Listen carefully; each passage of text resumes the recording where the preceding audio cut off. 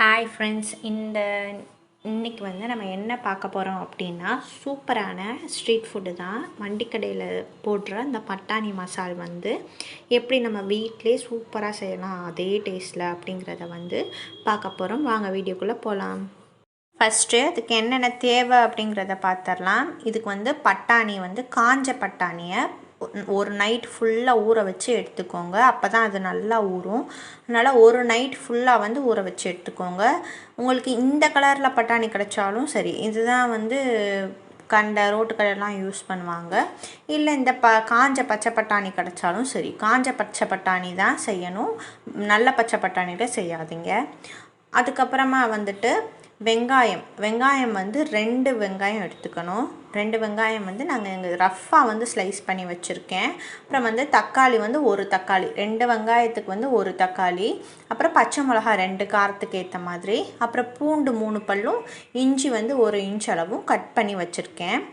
அதுக்கப்புறமா வந்துட்டு இதை வந்து மேலே கார்னிஷ் பண்ணுறதுக்காக கொஞ்சமாக வெங்காயம் வந்து குட்டி குட்டியாக நறுக்கி வச்சுருக்கேன், கேரட் துருவி வச்சுருக்கேன், கொத்தமல்லி வந்து எடுத்து வச்சுருக்கேன். இது மேலே கார்னிஷ்காக மட்டும்தான் இது.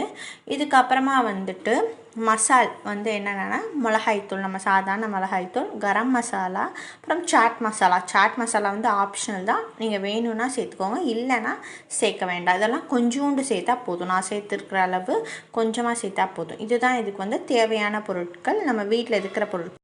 ஃபஸ்ட்டு ஒரு பாத்திரம் வச்சுக்கோங்க. பாத்திரமில் எண்ணெய் விட்டுட்டு இஞ்சி, பூண்டு, அதுக்கப்புறம் வந்து நம்ம நறுக்கி வச்சுருந்தோம் இல்லையா, அந்த தக்காளி, வெங்காயம், பச்சை மிளகா எல்லாத்தையுமே போட்டுருங்க. போட்டுட்டு இதெல்லாம் வந்து நம்ம நல்லா வதக்கிட்டு அதுக்கப்புறம் இதை அரைக்க போகிறோம். அது வரைக்கும் நல்லா வதக்கி எடுத்து வச்சுக்கோங்க. இது நான் நல்லா வதங்கினது உங்களுக்கு காமிக்கிறேன். மூடி வச்சு வேக வச்சுக்கோங்க. இது வந்து அந்த தக்காளி வந்துட்டு நல்லா மேஷ் ஆகணும், அதுதான் இதில் முக்கியம். ரெண்டாவது 2 வெங்காயம் போட்டால் 1 தக்காளி போடுங்க, ஏன்னா தக்காளியோட டேஸ்ட் வந்து கூடிடக்கூடாது இதில், அதுதான் முக்கியம். இப்போ வந்துட்டு பார்த்திங்கன்னா இந்தளவு நல்லா வதங்கிடுச்சு. தக்காளி பார்த்திங்கனாலே தெரியும் நல்லா மேஷ் ஆகிடுச்சு இல்லையா. இது வந்து நல்லா ஆறினதும் இதை நம்ம ஜாரில் போட்டு அரைச்சிக்க போகிறோம்.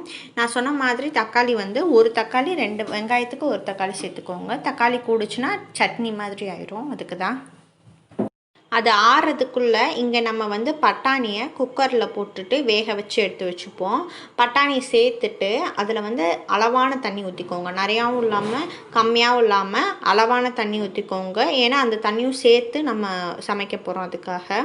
இது வந்து மீடியம் ஃப்ளேமில் 4 விசில் வரைக்கும் வச்சுக்கோங்க. அப்போ தான் நல்லா வேகும். 4 விசில் மீடியம் ஃப்ளேமில். இப்போ பார்த்தீங்கன்னா பட்டாணி நல்லா வெந்துருச்சு. இப்போ அமுக்கி பார்த்தா இந்த மாதிரி நல்லா வெந்திருக்கணும். பட்டாணி வேக லேட் ஆகும், அதனால் நல்லா வேக வச்சு இந்தளவுக்கு வேக வச்சு எடுத்து வச்சுக்கோங்க.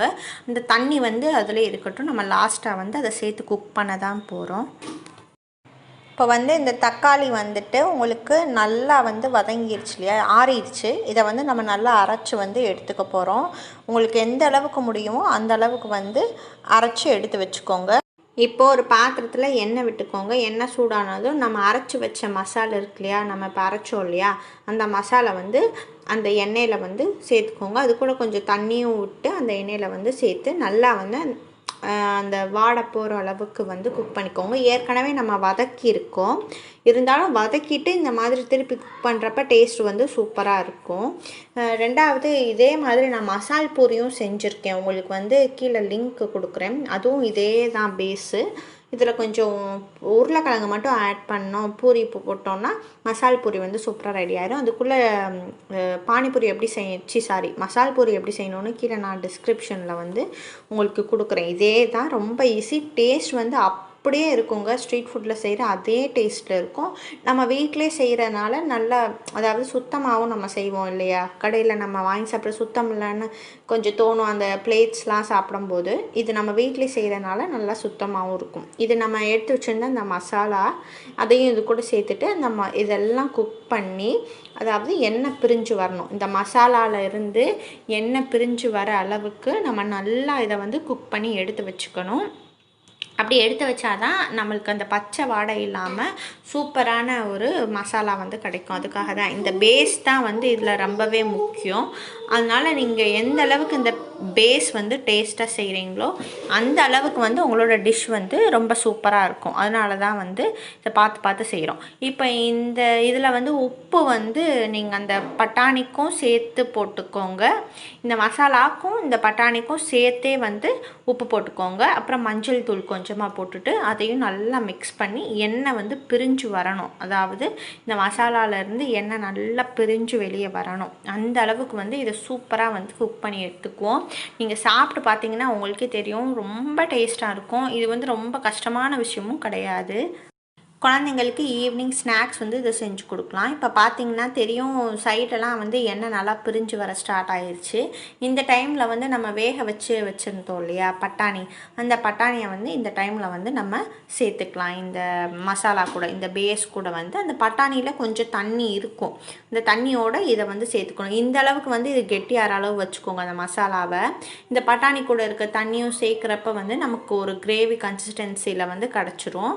இது வந்து கொஞ்சம் சமைச்சு முடிச்சுட்டு நம்ம வைக்கிறப்ப வந்து கொஞ்சம் வந்து கெட்டியாகும். அதனால் இந்த அளவில் இருந்தால் கரெக்டாக இருக்கும். இதை வந்து ஒரு கொதி அளவு விட்டுக்கோங்க. ஏன்னா அந்த பட்டாணியும் அந்த மசாலாவும் சேர்ந்து குக் ஆகணும். நீங்கள் இந்த பட்டாணி இந்த மாதிரி நான் செய்கிற மாதிரி லைட்டாக வந்து மசிச்சு விட்டுக்கோங்க. 1-2 வந்து மசிஞ்சு இருந்துச்சுன்னா சாப்பிட்றப்ப வந்து டேஸ்ட் வந்து ரொம்ப சூப்பராக இருக்கும். இதில் வந்து எந்த ஒரு கெட்ட விஷயமும் இல்லை. சாப்பிட்றதுக்கு நல்ல சூப்பரான ஒரு ஸ்நாக்ஸ் தான், நல்ல டேஸ்டான ஒரு ஸ்நாக்ஸ். உங்கள் குழந்தைங்களுக்கு வந்து செஞ்சு கொடுங்க, ரொம்பவே பிடிக்கும். இப்போ இது வந்து பார்த்துட்டிங்கன்னா ஒரு கொதி வர ஸ்டார்ட் ஆகிட்டே இருக்குது. இன்னும் ஒரு 2 நிமிஷத்தில் வந்துட்டு நம்ம இதை வந்து ஸ்டவ் ஆஃப் பண்ணிடலாம். அவ்வளோதான். சூப்பரான ஒரு ஈவினிங் ஸ்நாக்ஸ், ஒரு ஸ்ட்ரீட் ஃபுட்டு, ரொம்ப டேஸ்ட்டாக நம்மளே வந்து அதே டேஸ்ட்டு கொஞ்சம் கூட மாறாமல் நம்ம வீட்டில் குழந்தைங்களுக்கு இது செஞ்சு கொடுத்தா அவங்களுக்கும் இது ரொம்ப பிடிக்கும், விரும்பி சாப்பிடுவாங்க. நான் சொன்ன மாதிரி மசால் பூரியோட லிங்க் வந்து கீழே டிஸ்கிரிப்ஷனில் இருக்குது. இதே மாதிரி தான் போய் பாருங்கள். அதுவும் டேஸ்ட் வந்து ரொம்ப சூப்பராக இருக்கும். நான் கண்டிப்பாக சொல்கிறேன், நீங்கள் செஞ்சு பார்த்தீங்கன்னா உங்களுக்கே தெரியும், நம்ம ஸ்ட்ரீட் ஃபுட்டில் சாப்பிட்ற அதே டேஸ்ட்டு தான் வந்து இதுலேயும் இருக்கும். இப்போ பார்த்துட்டிங்கன்னா இது வந்து நல்லா கொதிக்க ஸ்டார்ட் ஆகிடுச்சு இல்லையா, கிரேவியாக இருக்குது இல்லையா. இப்போ வந்து நம்ம ஸ்விட்சை வந்து ஆஃப் பண்ணிக்கலாம். சாரி, ஸ்விட்சுன்னு சொல்லிட்டேன், ஸ்டவ்வுக்கு பதிலாக ஸ்டவ்வை வந்து ஆஃப் பண்ணிக்கணும். இப்போ நம்ம வந்து இதை வந்து சர்வ் பண்ணுறது எப்படின்னு வந்து பார்த்துடலாம். இந்த பட்டாணி அந்த கிரேவியோடு சேர்த்து ஒரு 2 கரண்டி அளவு போட்டுக்கோங்க. நான் போடுற மாதிரி போட்டுட்டு மேலே வந்து கார்னிஷ் பண்ணுறதுக்கு நம்ம கேரட்டு அப்புறம் வெங்காயம்லாம் வச்சுருந்தோம் இல்லையா, அதை வந்து கொஞ்சமாக அந்த கடையெல்லாம் தூவி கொடுப்பாங்க இல்லையா, அதே மாதிரி கொஞ்சமாக வெங்காயம், கொஞ்சமாக துருவின கேரட், அப்புறம் வந்து கொத்தமல்லி தூவி நீங்கள் சர்வ் பண்ணிங்க அப்படின்னா சூப்பராக இருக்கும். அதே டேஸ்ட்டில் இருக்கும். எல்லாருக்குமே ரொம்ப பிடிக்கும். கொஞ்சம் கூட அந்த ஸ்ட்ரீட் ஃபுட்டோட டேஸ்ட் மாறாமல், ஆனால் ரொம்ப சுத்தமாக நம்மளே வீட்டிலே செய்யலாம். இந்த டைமில் வந்து நம்ம வெளியே போய் சாப்பிட்டா கொஞ்சம் யோசனையாக இருக்கும் இல்லையா, அதனால் நம்ம இந்த மாதிரி நம்ம வீட்டிலே செஞ்சு சாப்பிட்டா நல்லா சத்தானதாகவும் இருக்கும், சுத்தமானதாகவும் இருக்கும். ரொம்ப டேஸ்டான ஸ்ட்ரீட் ஃபுட் ரெடி. இந்த வீடியோ பிடிச்சிருந்துச்சுன்னா லைக் பண்ணிக்கோங்க, அப்புறம் சப்ஸ்கிரைப் பண்ண மறந்துடாதீங்க.